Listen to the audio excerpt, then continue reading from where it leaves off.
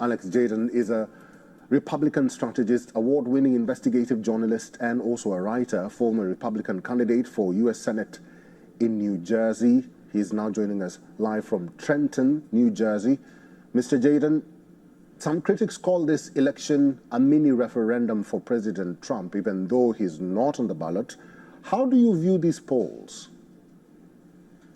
Well, look, the President of the United States is always a factor in elections, even the ones that happen in off years. But every election is different. Here in New Jersey, it's a referendum on 8 years of a Democratic governor, and people here are hungry for change. We've already seen Democratic mayors crossing the aisle to signal their support for Jack Ciattarelli, our Republican nominee. And we can already see in early voting that Republicans are more enthusiastic than ever to flip this state red. So President Trump's leadership is bringing more voters to the table. You accurately mentioned Hispanic voters overwhelmingly backed President Trump last year, to the surprise of many pundits here. And we're looking at trends that indicate that that could continue.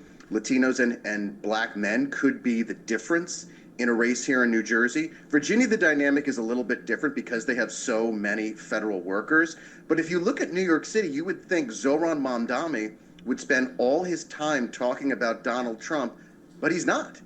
Cuomo talks more about Trump than Mamdani does. Mamdani has a hold on this radical socialist base that is now becoming the majority of the Democratic Party.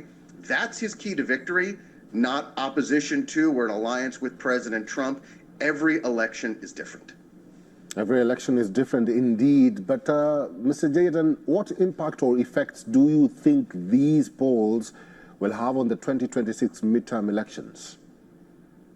I certainly think they will have an impact.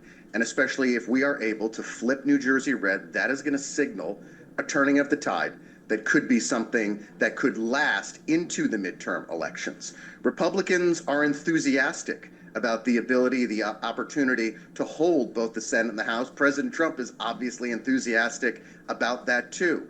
This right now, this election that we're in the midst of because early voting is ongoing, this is a clarion call.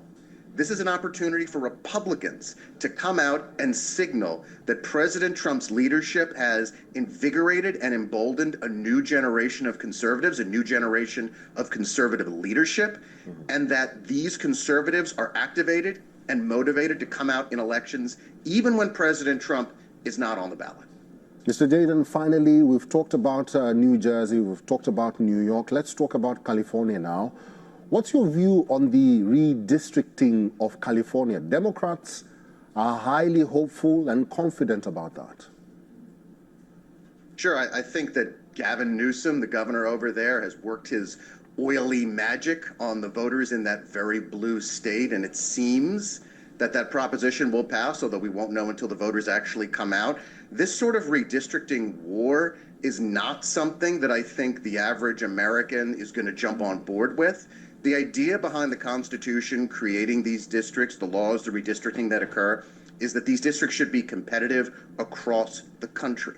There should be purple districts, all 435 of them. Independent redistricting commissions are the best way to accomplish that. Gavin Newsom wants to change that to gain a partisan advantage. He may win the battle in this, but he's not going to win the war. All right, Alex, thank you very much for your time and for talking to us today. Thank you for having me.